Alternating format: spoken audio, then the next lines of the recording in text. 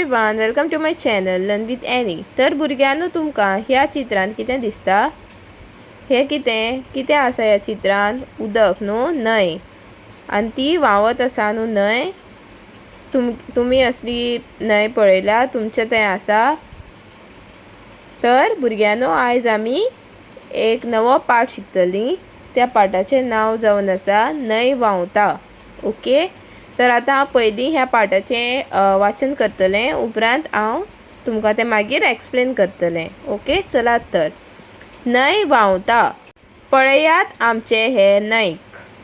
ही आमची न्हंय वर्साचे 12 म्हयने व्हांवता. पावसांत हे न्हंयक हुंवार येता. ह्या वेळार उदकाची पातळी वाडटा. बागायती आनी घरांनी उदक भितर सरता. नेटान व्हांवपी न्हंयचे जोतीक लागून दडे लागसारचीं झाडां हुमटून पडटात. हो न्हंयचो प्रवाह आपले वांगडा रेंव, रेबो, लाकडां, कुसारे आनी फातर घेवन येता. हे सगळें न्हंयच्या दोनूय तडींनी तिरावता. गिमाळ्यांत थळावे लोक रेंव काडटात. पानाचे कुसलेले कुसारे बागायतीक सारें म्हूण वापरतात. न्हंयच्या दोनूय तडींनी उक्ती सुवात आसता, तिका चाळ म्हणटात. थंय मेळपी गुळगुळीत चाळचे फातर सजावटीक वापरतात. हे चाळींत विविध प्रकारची वनस्पत किल्लून येता. शेरण, दकम, अनंत आनी मेणकुम्यो ही तातूंतलीं कांय म्हत्वाचीं झाडां. गिमाळ्यांत न्हंय संत गतीन व्हांवतात. न्हंयच्या पात्रांत उदक कमी आशिल्ल्यान कांय जाग्यांचेर आलतडच्यान पलतडी चलत वचपाक मेळटा. ते सुवातेक कराडी म्हणटात. न्हंयची कोंड खोल आसता. थंय उदक चड आसता. ह्या कोंडींनी वेगवेगळे तरेचीं नुस्तीं आसतात. मरल, तांबसो, चणकूल, पनळ, दाडो, गोळशें ही कांय व्हड नुस्तीं. मळयो, करनकाटको, दांडय ही कांय ल्हान नुस्तीं. न्हंय आमकां वर्साचे 12 म्हयने उदक दिता. हें उदक आमी पिवपा खातीर वापरतात. थळावे लोक न्हंयचेर न्हातात, कपडे उमळटात. तशेंच ह्या उदकाचो वापर बागायती शिंपपा खातीरूय करतात. न्हंयचे तडीर शेकांचे लोकवस्ती वसल्या. आमचें सगळ्यांचें जीवन न्हंयचेर आदारून आसा. तिका आमी सांबाळुया, तिची जतनाय घेवया, तिका निवळ दवरपाची जबाबदारी घेवया, न्हंय व्हांवती दवरुया. तर हो आसलो आमचो पाठ न्हंय व्हांवता. आतां न्हंय व्हांवता म्हणजे रिवर फ्लोज. तांच्या गांवांत न्हंय व्हांवता म्हणजे रिवर फ्लोज. ओके, सो ही स्टोरी आसा एका न्हंयची. चला तर पळोवया आतां. न्हंय व्हांवता. पळयात आमचे हे न्हंयक. See our this river. Okay, ही आमची न्हंय वर्साचे 12 म्हयने व्हांवता. सो त्या गांवांत जी न्हंय आसा न्हू, जी रिवर आसा, it flows throughout the 12 months of the year. Okay, so वर्साक 12 म्हयने आसता न्हू, सो वर्साचे 12 म्हयने ती न्हंय व्हांवत आसता. ओके, स्टॉप जायना, व्हांवत आसता. सो it continues to keep flowing for the entire year. Okay. पावसांत हे न्हंयक हुंवार येता. हुंवार म्हणजे फ्लड्स. आतां जेन्ना आमची न्हंय भरता न्हू, तेन्ना वॉटर ओवरफ्लो जाता, उदकाचो ओवरफ्लो जाता. तेन्ना कितें जाता? फ्लड्स जाता न्हू. तशेंच जेन्ना आतां ही वर्साच्या 12 म्हयने ही न्हंय व्हांवता जाल्यार हुंवार येतलोच न्हू, ती भरतली न्हू, ती ओवरफ्लो जातली न्हू. That river will get overflowed no with water. So when water gets overflowed, what happens? Floods come. Flood येता न्हू, हुंवार येता, तसोच येता ह्या न्हंयक. ह्या वेळार उदकाची पातळी वाडटा. जेन्ना ओवरफ्लो जाता तेन्ना उदकाचो जो फ्लो, जे उदकाचो लेवल आसा तो वाडटा. ह्या वेळार उदकाची पातळी वाडटा आनी फास्ट जाता फ्लो आनी लेवलूय वाडटा. सो बागायती आनी घरांनी उदक भितर सरता. आतां बागायती म्हणल्यार इरिगेटेड लँड, ओके, जें कितें रोवपाक हें केल्लें आसता न्हू लँड, जी सुवात रोवपा खातीर, कितें क्रॉप्स रोवपा खातीर बरी तयार करून दवरली आसता न्हू. बागायती म्हणजे इरिगेटेड लँड, ओके. सो त्या जाग्यांत आनी लोकांच्या घरांनी जेन्ना ती न्हंय ओवरफ्लो जाता तेन्ना त्या इरिगेटेड लँडांक आनी त्या लोकांच्या घरांनी कितें जाता, उदक भितर सरता. तांच्या घरान भितर सगल्याक उदक जाता न्हू, जाता. नेटान व्हांवपी न्हंयचे जोतीक लागून दडे लागसारची झाडां हुमटून पडटात. आतां तुमी रिवर ओवरफ्लो जाली म्हणटकीर ताचो फ्लोवाचो प्रेशरूय मातसो चड हाय जाता न्हू, लेवल वाडटा, तसो ताचो जी स्पीड आसता ती बी फास्ट जाता. सो जेन्ना ती फास्ट जाता तेन्ना कितें जाता, ज्या जाग्यार न्हंय आसा त्या जाग्या सायडीन झाडां आसता न्हू, ती त्या रिवराच्या फ्लोवाची जी स्पीड आसता न्हू ती झाडांय उमटून व्हरता. सो जेन्ना उदक सामकें चड भरून जमनीर हें जाता न्हू तेन्ना तांचें भितरल्यान माती मोव जाता आनी ती झाडां कितें जाता, आपुणूच निकळता न्हू, भायर येता न्हू माती मोव जाली म्हणटकीर. So the trees which are on the banks of the river न्हू, दे गेट अपरूटेड आनी ती it flows with the water, okay. It flows in the river with the water. So ती लागसारची जी झाडां ट्रीज आसता न्हू ती हुमटून येता, ती भायर येता, दे गेट अपरूटेड, ओके. तुमी पळयलां न्हू तुमच्या ते पावस चड येतकीर कितें जाता तें झाडां पडटा मोडटा न्हू. तशेंच न्हंयचो जो ओवरफ्लो आसा न्हू, न्हंयची ती हें आसा फ्लो आसा तो चड जालो म्हणटकीर झाडां उमटून पडटात, ओके.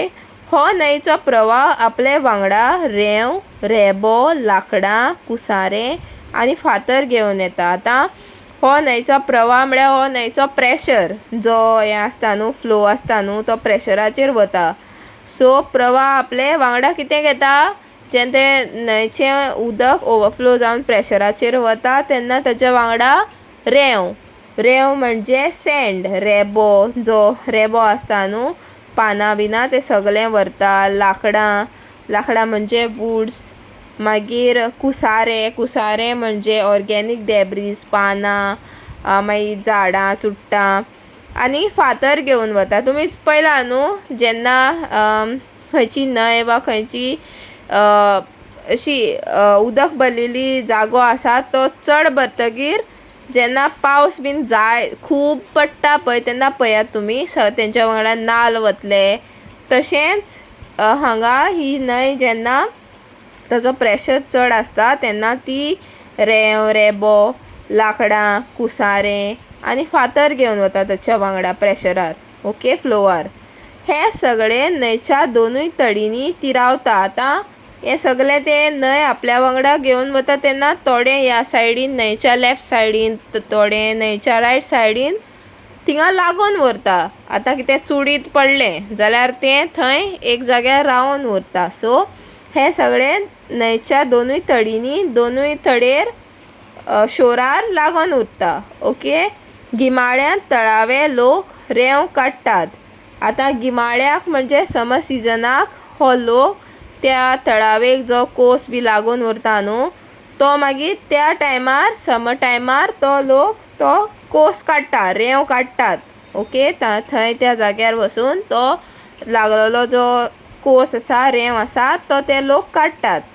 पानाचे कुसलेले कुसारे बागायतीक सारें म्हूण वापरतात. आतां तातूंत पानांय बी येता न्हू, ती पानां मागीर झाडाचे खांदे बीन सगळे येतात न्हू, तांचे लोक कितें करतात, सारें करतात. सारें म्हणजे मॅन्युअर आमी घालता न्हू माडां बीन सारें बरें ताका नाल जावपा लागून आमी सारें घालतात न्हू. तशेंच हे लोक कितें करता, ती पानां एकठांय करता आनी ते ताचे इरिगेटेड लँड आसा न्हू थंय कितें रोवपाक जाय त्या जाग्यार व्हरून सारें म्हूण हें सगळीं पानां बिनां व्हरून थंय घालतात. ओके, मॅन्युअर म्हण यूज करतात थंय घालून. सो अशें करपाक जाता आमी. मॅन्युअर आमकां सारें हाडपाक गरज ना, आमच्यांनी असलीं पानां मेळ्ळ्यार अशीं आमच्या माडांक घालपाक जाता, झाडांक अशें घालपाक जाता. ओके, सारें म्हण. ओके, सो अशें तें मॅन्युअर वा सारें ती पानां घालता सारें म्हण. न्हंयच्या दोनूय तडींनी उक्ती सुवात आसता. आतां न्हंयच्या दोनूय सायडीन उक्ती मिन्स ओपन स्पेस आसता. ओके, तांच्या तिका चाळ म्हणटात. आतां जी ओपन स्पेस आसता न्हू त्या न्हंयच्या दोनूय वटेन ताका चाळ म्हणटात. चाळ म्हणजे पेबली स्ट्रेच, थंय तरेतरेचे फातर आसतात तसलो जागो तो, ताका चाळ म्हणटात. थंय मेळपी गुळगुळीत चाळचे फातर सजावटीक वापरतात. गुळगुळीत म्हणजे बरे स्मूथ रावंडेड स्टोन्स आसता पळय, ते आमकां मातशे रावंड शेपीचे आमी ताचेर मागीर पेंटींग बी करता पळय, तसले फातर थंय आसता. ओके, सो ते लोक कितें करतात, ते फातर बरे गुळगुळीत बरे स्मूथ रावंड फातर आसता पळय, ते फातर ते सजावटीक वापरतात. सजावटीक म्हणजे फॉर डेकोरेशन्स. ओके, कितें डेकोरेट करपाक वा कितें सजावटीक दाखोवपाक बरें एट्रॅक्शन अशें करून येवपाक लागून ते यूज करतात. ओके, ते फातर आतां आमी बी केन्ना यूज करता ते ताचेर आमी पेंटींग करता. बरें अशें करून मोठशे रावंड फातर आसता पळय ते फातर. ओके, सो ते फातर लोक सजावटीक डेकोरेशन्साक यूज करता. आतां हे चाळींत विविध प्रकारची वनस्पत किल्लून येता. आतां वनस्पत म्हणजे मेडिसिनल प्लांट्स. ओके, सो आतां ह्या चाळींत ह्या जाग्यार जे ते फातर बीन आसता पळय थंय त्या जाग्यार जायते different types of medicinal plants किल्लून येता, जावन येता. किल्लून म्हणजे झाडां जमनींतल्यान किल्लून ऑटोमॅटीक किल्लून येतात, ते थंय जातात. ओके, सो थंय तरेतरेची there are different types of medicinal plants found there. Okay, so example तांची नांवां शेरण, दकम, अनंत आनी मेणकुम्यो ही तातूंतली कांय म्हत्वाची झाडां. ओके, सो ही त्या मेडिसिनल प्लांट्सां भितर ही कांय important medicinal plants. Okay, very important, म्हत्वाची. गिमाळ्यांत न्हंय संत गतीन व्हांवता. So during the summer season, the river flows very slowly. Okay, on the normal flow. The flow of the river during the summer season is like normal. गिमाळ्यांत न्हंय सत गतीन व्हांवता म्हणजे चडूय फास्ट फ्लो आसना, नॉर्मल फ्लो आसता न्हंयचो. ओके, न्हंयच्या पात्रांत उदक कमी आशिल्ल्यान कांय जाग्यांचेर आलतडच्यान पलतडी चलत वचपाक मेळटा. सो त्या सिजना उदकाचो फ्लो लेस आसता, उदक मातशें कमी आसता म्हूण the people are able to cross the river. Okay, from this side to that side. So जेन्ना उदक कमी आसता न्हू न्हंयक तेन्ना लोकांक अल्तडी ते पलतडी वचपाक मेळटा. ओके, नाजाल्यार चड फ्लो आसा जाल्यार तेन्ना वयतली ना. सो लेस जाता तेन्ना ती वतात. ओके, तांकां वचपाक मेळटा. ते सुवातेक कराडी म्हणटात. आतां जेन्ना तें उदक कमी जाता न्हू न्हंयचें आनी लोक अल्तडी से पलतडी वतात न्हू ते सुवातेक कराडी म्हणटात. न्हंयची कोंड खोल आसता. आतां न्हंयची कोंड म्हणजे न्हंयत न्हू भितर एक जागे अशे डीप आसतात. आतां एक जाग्यार अशें न्हंयक आमकां तो जागो डीप आसा म्हणटगीर आमकां थंय वचपाक मेळना ना म्हण न्हांवपाक वचपाक अशें मेळना. सो कोंड म्हणजे एक बुराक कसो आसता न्हंयक भितर आनी तो भरपूर खोल म्हणजे डीप आसता, थंय वचपाक जायना. आतां तो जागो डीप खोल आसा म्हणजे थंय कितें आसतलें, उदक चड आसतलें न्हू, ताका लागून तो डीप आसा न्हू, उदकाचो लेवल थंय चड आसतलो. ह्या कोंडींनी वेगवेगळे तरेची नुस्तीं आसतात. आतां अश्यो गोल आसतात न्हू गोलयो, वा जे बुराक बी आसा म्हणटा पळय न्हंयक जी डीप आसता एक एक थोडे जागे डीप आसता न्हू थंय डिफरंट टायप्स ऑफ फिशीज मेळटात नुस्तीं मेळटा डिफरंट टायप्स ऑफ फीश मेळटात लायक मरल तांबसो चणकूल पन्नळ दाडो गोळशें ही व्हडली नुस्तीं ओके दीज आर बीग फीश नेम्स दीज आर बीग फीश आतां मळयो करण काटको दांडय ही आसा स्मॉल फीश ते थिंगा व्हडली तशी ल्हान नुस्तीं त्या कोंडींनी मेळटात ओके न्हंय आमकां वर्साचे 12 म्हयने उदक दिता आतां त्या गांवच्या लोकांक ती न्हंय it gives water through the entire year okay for the entire 12 months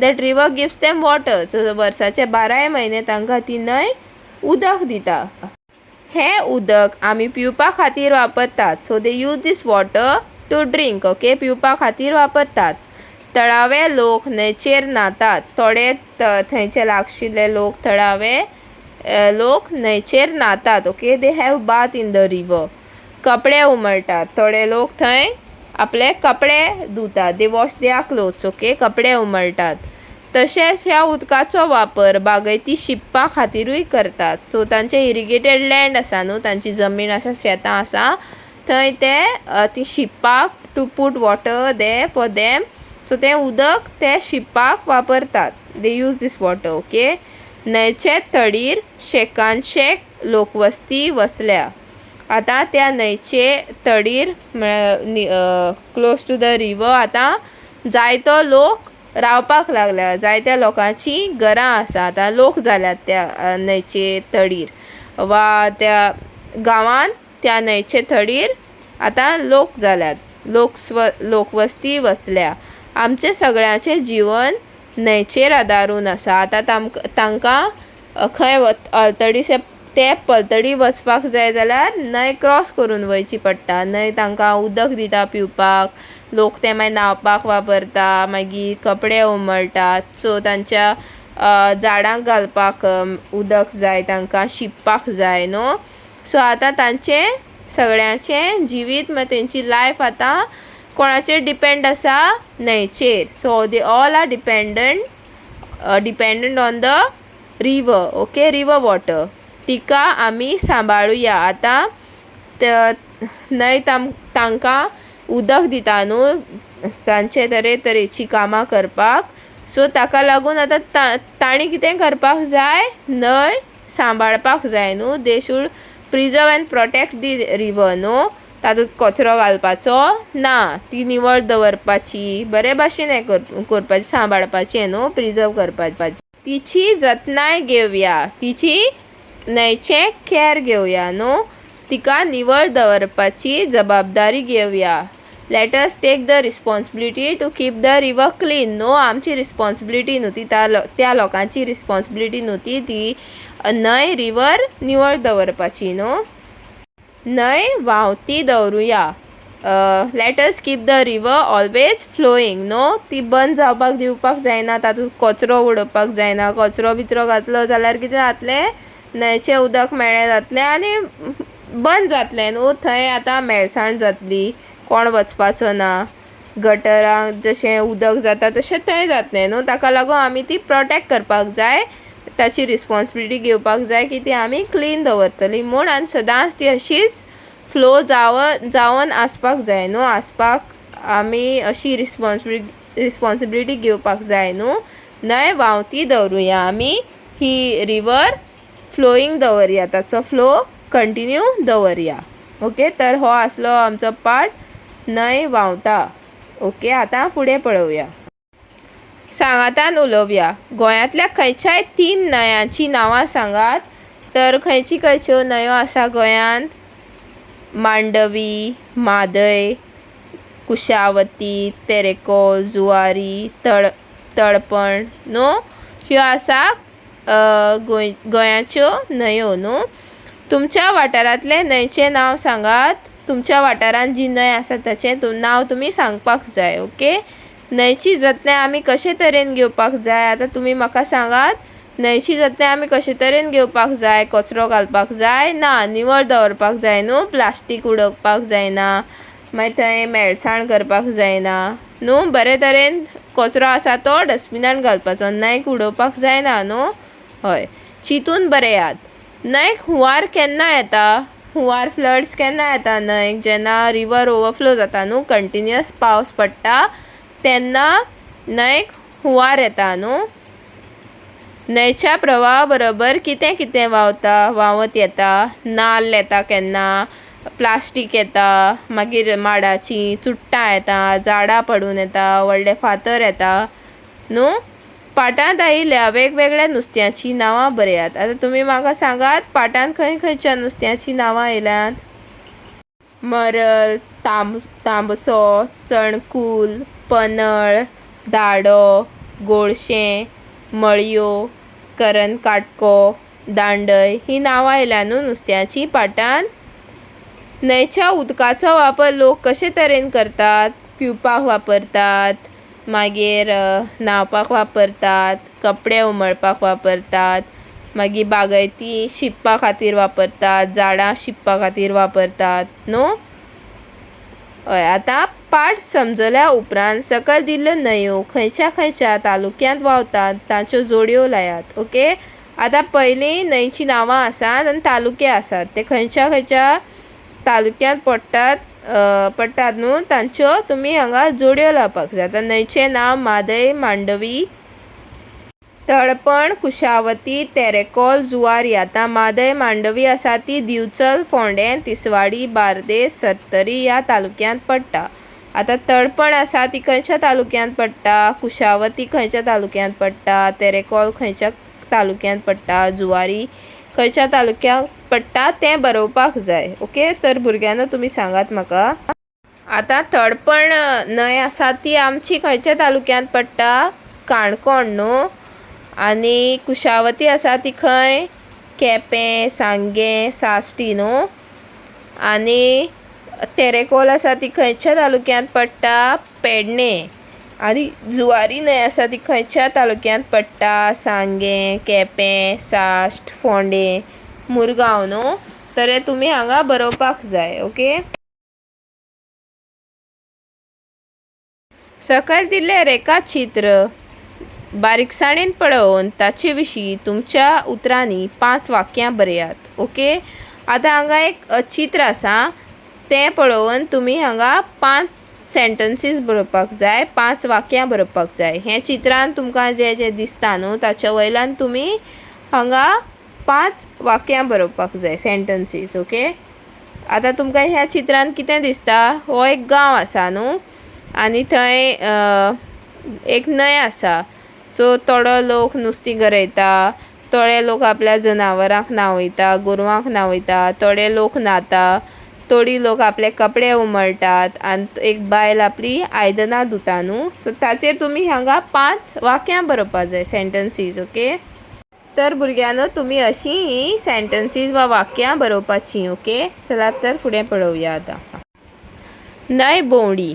तुमकां लागीं आशिल्ल्या न्हंयेचेर भोंवडेक गेल्यांत आसतली न्हय, ते भोंवडीची याद करून सकयल दिल्ले उपक्रम राबयात. ओके, तुमी अशी केन्ना रिवर पळोवपाक न्हंयचे भोंवडेक पासेक गेल्या आसतली न्हू, कसले पिकनीक वा कितें गेल्या आसतली न्हू भुरग्यांनो. सो तुमकां कितें त्या भोंवडेची याद जाता ते सकयल दिल्ले उपक्रम तुमी करपाक जाय. ओके, आतां हांगा सकयल थोडे एक्टिविटीज उपक्रम म्हणजे थोडे एक्टिविटीज दिल्यात ते तुमी करपाक जाय. आतां तुमी रिवर ट्रिपीक वा कसले पिकनिकेक रिवर सायडीन गेल्या आसतली न्हू, जाल्यार पयले न्हंयत मेळपी वेगवेगळ्या वस्तूचें शाळेंत प्रदर्शन मांडात. आतां न्हंयत कितें कितें मेळटा न्हू त्या वस्तूचें शाळेंत तुमी एक्झिबिशन करपाक जाय.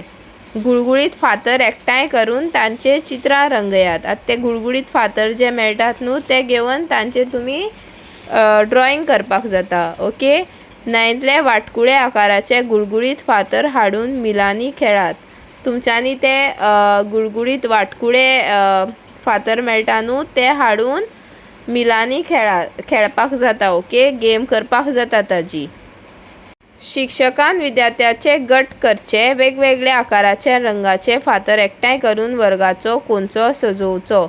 ओके, शिक्षकान भुरग्यांचे 2 ग्रूप करपाचे आनी तांकां सांगपाचें वेगवेगळ्या शेपीचे आनी कलराचे फातर स्टोन्स एकठांय करून हाड म्हूण सांगपाचें तांकां आनी वर्गाचो एक कॉर्नर, क्लासीचो एक कॉर्नर बरो डेकोरेट करपाचो त्या फातरांनी. Okay, so teacher should ask the students to get different shape, different color stones and decorate one corner of the class, okay, with those stones. नैत मेळपी नुस्त्याच्या नावाची यादी तयार करून एक वंटी पत्रक तयार करात. आता नैत मेळपी नुस्ती, the fishes which we get in the river, no fish, you should remember their names and you should make a chart, okay, with pictures also. You can hang it up on the wall, okay. सो नैत मेळपी नुस्त्याच्या नावाची यादी तयार करून एक वंटीर पत्रक तयार करात. Okay, you have to make a chart of the names of the fish that we get in the river. Okay, भाशीक समजणी. सकयल दिल्ल्या नामाचो वाक्यांत उपयोग करात. ओके, सकयल आतां थोडीं नामां दिल्यात, तांची वाक्यांत तुमी वाक्यांत ताचो उपयोग करपाक जाय. Have to use it in the sentences. Okay, देखीक न्हंय संत व्हांवता. आता न्हंय संत व्हांवता. आता हें एक देखीक दिला एग्जाम्पल. आता दुसरी आसा ती झाड, फातर, कुसारे, रेबो, चणकूल हांचे तुमी वाक्यां करपाक जाय. You have to use these words in a sentence. Okay, आता पयलें आसा झाड. न्हंयचे लागसारचें झाड हुमटून पडलें अशें बरोवपाक जाता. दुसरें फातर. गुळगुळीत फातर सजावटीक वापरतात. कुसारे. कुसलेले कुसारे बागायतीक सारे म्हूण वापरतात. रेबो. न्हंय रेबो घेवन येता. चणकूल हें एक व्हड नुस्तें. चणकूल हें एक व्हडलें नुस्तें अशें म्हणपाक जाता. ओके, तर भुरग्यांनो तुमी अशी ही वाक्यां वा सेंटेन्सीस बरोवपाची. ओके, आता नेक्स्ट आसा ती एक रिडींग एक्टिविटी, वाचन उपक्रम. एक रिडींग एक्टिविटी आसा. न्हंया विशीं अदीक म्हायती मेळचे खातीर वाचप घरांत आशिल्ल्या पुस्तकांचें सामुहीक वाचन करचें. आता आनी न्हंया विशीं आनी इन्फॉर्मेशन काडपाक लागून तुमी लायब्ररींत वचून थंयचे पुस्तकां वाचपाची. ओके, जी न्हंयच्या रिलेटेड आसा, जातून न्हंयचे रिलेटेड इन्फॉर्मेशन आसा ते तुमी वचून रिडींग करपाचें. You have to go to the library, you have to visit the library and search for the books which have information regarding the rivers. Okay, so तांचें इन्फॉर्मेशन तुमी बूक सोदपाचें आनी ते वाचपाचें, ताचें वाचन करपाचें. Then you have to read it. Okay, so हो आशिल्लो आमचो न्हंय व्हांवता पार्ट. आय होप तुमकां समजलो आसतलो आनी म्हजो व्हिडिओ बी आवडलो आसतलो. सपोज तुमकां हो व्हिडिओ आवडलो जाल्यार म्हज्या व्हिडिओक लायक, कमेंट, शेअर आनी म्हज्या चॅनलाक सबस्क्रायब करपाक विसरनाकात. मोग आसूं. थँक्यू.